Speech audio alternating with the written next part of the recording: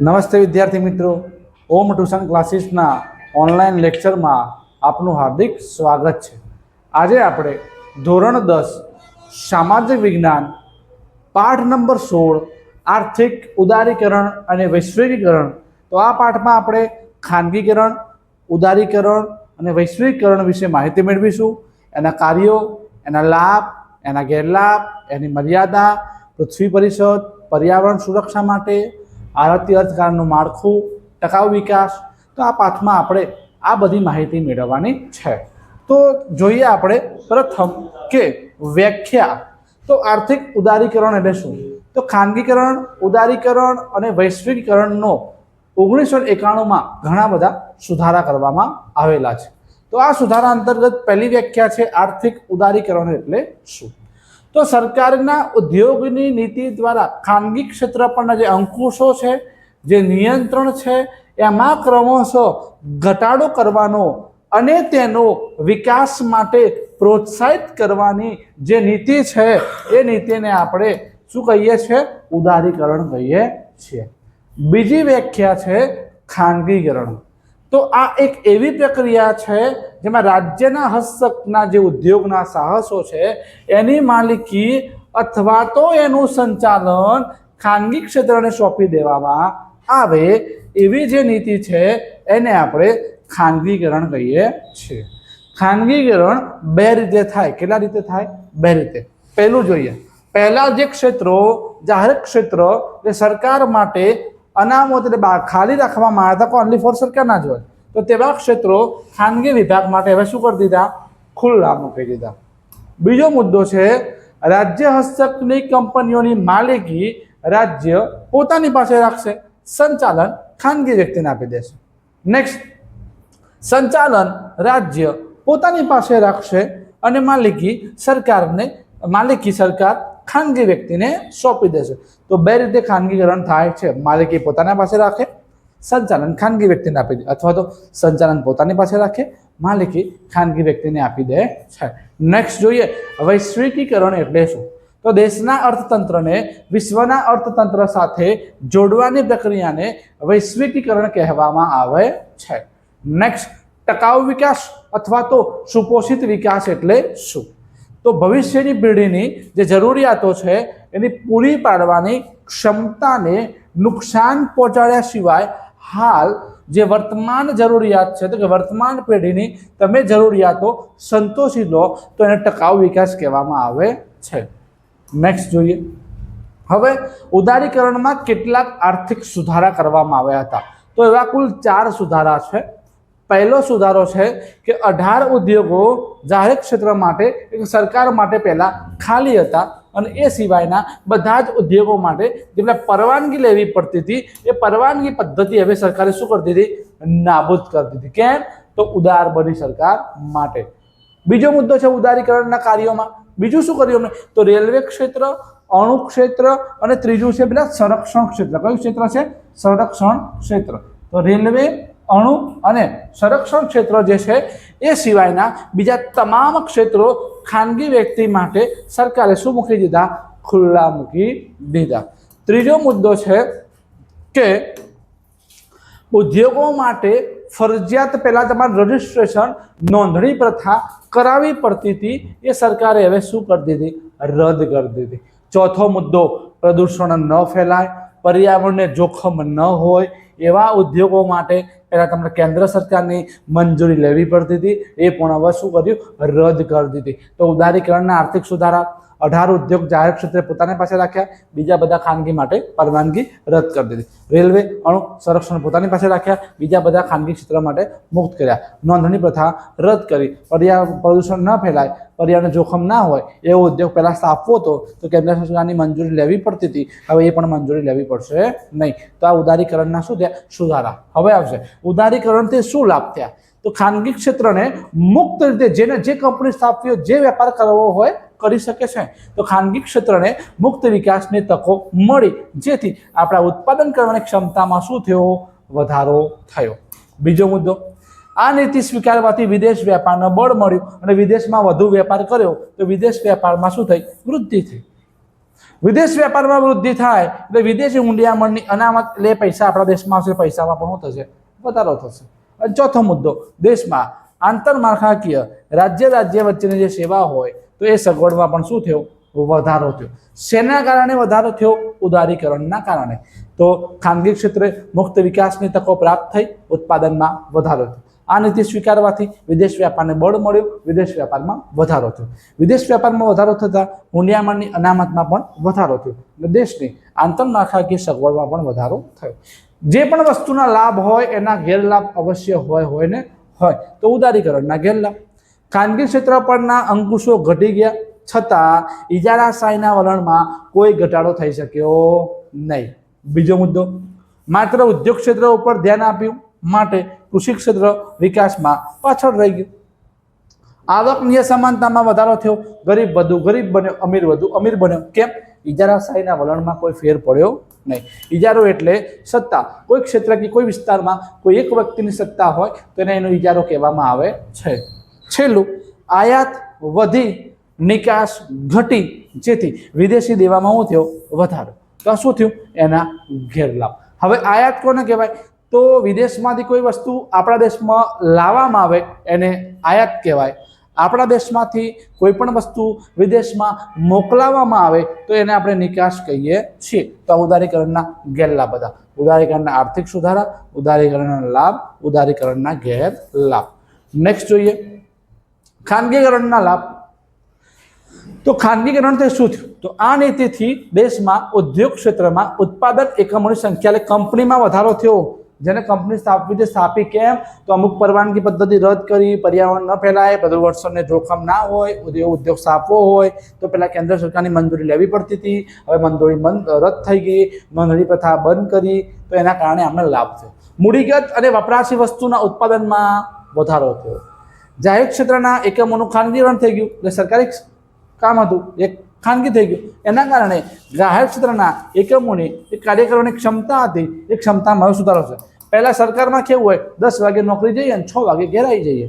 ખાનગી ક્ષેત્ર હોય તો સવારે 8 વાગે શરૂ થાય, રાત્રે 8 વાગે પૂરું થાય. તો કાર્ય કરવાની ક્ષમતામાં શું થયો? સુધારો થયો. વપરાશ અને મૂડીગત વસ્તુના ઉત્પાદનમાં શું થયો? વધારો થયો. આ નીતિથી ઉત્પાદન કરતા એકમોની સંખ્યામાં પણ શું થયો? વધારો થયો. હવે આના ગેરલાભ. તો ગેરલાભમાં શું થયું? આર્થિક સત્તાનું કેન્દ્રીકરણ થયું, ઇજારાશાહીને વેગ મળ્યો, નાના ઉદ્યોગનો વિકાસ યોગ્ય રીતે ના થયો, માત્ર ને માત્ર મોટા ઉદ્યોગોનો વિકાસ થયો, ભાવ અંકુશમાં ના રહ્યા જેના કારણે ભાવમાં વધારાની સમસ્યા ઊભી થઈ. તો એના ગેરલાભ છે. નેક્સ્ટ, વૈશ્વિકીકરણની અસરો. તો શું અસર છે? તો બે દેશ વચ્ચેના વેપારમાં જે અવરોધો હતા એ અવરોધો શું કરવામાં આવશે? દૂર કરવામાં આવશે. બીજો મુદ્દો શું છે કે એવી પરિસ્થિતિનું તમે સર્જન કરો કે જેથી બે દેશ વચ્ચે પૈસાની હેરફેરમાં સરળતા રહે. ત્રીજો મુદ્દો, ટેકનોલોજીની હેરફેરમાં જે પહેલા અવરોધો આવતા હતા એ અવરોધો હવે દૂર કરવા. ચોથો મુદ્દો, વિશ્વના અલગ અલગ દેશો વચ્ચે કામ એટલે શ્રમની હેરફેર મુક્ત રીતે કરવામાં આવે છે. તો આ શું ભણ્યા? તો વૈશ્વિકીકરણની અસરો. હવે આ વૈશ્વિકીકરણે શું? દેશના અર્થતંત્રને વિશ્વના અર્થતંત્ર સાથે સાંકળવાની પ્રક્રિયાને વૈશ્વિકીકરણ કહેવામાં આવે છે. તો વૈશ્વિકીકરણના કેટલાક લાભ છે. પહેલું, દેશમાં વિદેશ કંપનીઓ મૂડીરોકાણને પ્રોત્સાહન મળે છે. બીજું, વિકસિત દેશોમાં જે પણ ઉત્પાદન થતી વસ્તુ હતી એ વસ્તુ સરળતાથી હવે આપણા દેશમાં મળતી થઈ જશે. ત્રીજો મુદ્દો, ભારત જેવા વિકાસશીલ દેશો વિશ્વ લેવલની આંતરરાષ્ટ્રીય હરીફાઈમાં ટકી રહેવા માટે યોગ્ય શક્તિ પ્રાપ્ત થશે. હવે એના ગેરલાભ.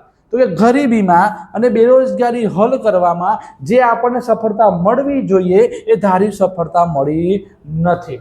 બીજો મુદ્દો, વિકાસશીલ દેશોને નિકાસ કરવામાં વૃદ્ધિ થઈ એના દ્વારા જે લાભ મળવા જોઈએ એ લાભ પૂરતા પ્રમાણમાં મળ્યા નહીં. મોટા ઉદ્યોગને વધુ લાભ મળ્યો, નાના ઉદ્યોગને ઓછો લાભ મળ્યો. શું ભણ્યા? વૈશ્વિકીકરણની અસરો, વૈશ્વિકીકરણના લાભ, વૈશ્વિકીકરણના ગેરલાભ. નેક્સ્ટ જોઈએ. હવે વિશ્વ વ્યાપાર સંગઠન, એને અંગ્રેજીમાં WTO કહેવાય. શું કહેવાય?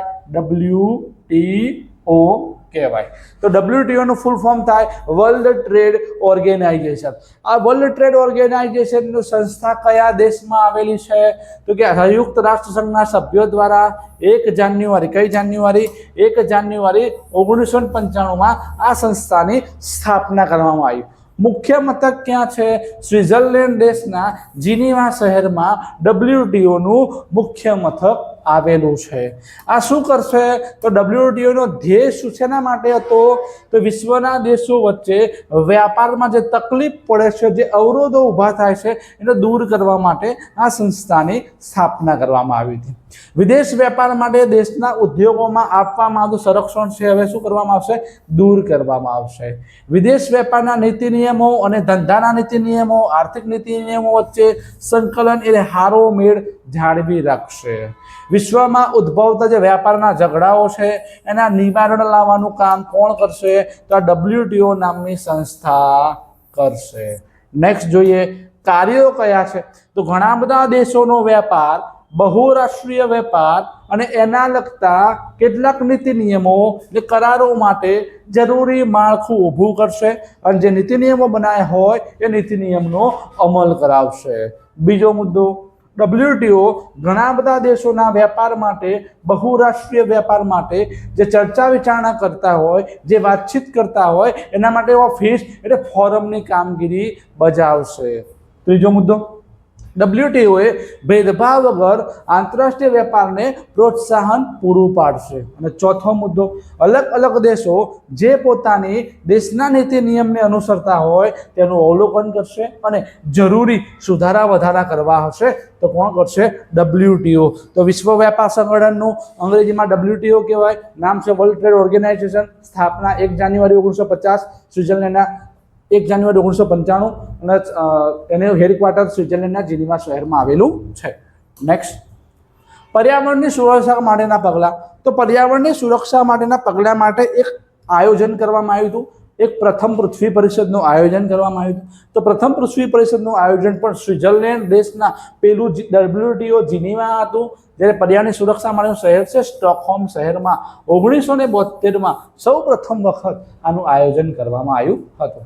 પર્યાવરણમાં દેશ લેવલે પર્યાવરણની જાગૃતિ માટે સરકાર કયા કયા કામ કરશે? તો પર્યાવરણની જાગૃતિ માટે સરકાર પ્રથમ દેશના જે મુખ્ય શહેરો છે, પ્રદૂષણ કયા શહેરમાં કેટલા પ્રમાણમાં પ્રદૂષણ છે તો એની માહિતી મંગાવશે. બીજો મુદ્દો, પ્રદૂષણ ઉપર નિયંત્રણ રાખવા માટે કેન્દ્ર સરકાર અને રાજ્ય સરકાર પ્રદૂષણ નિયંત્રણ બોર્ડની એક રચના કરશે.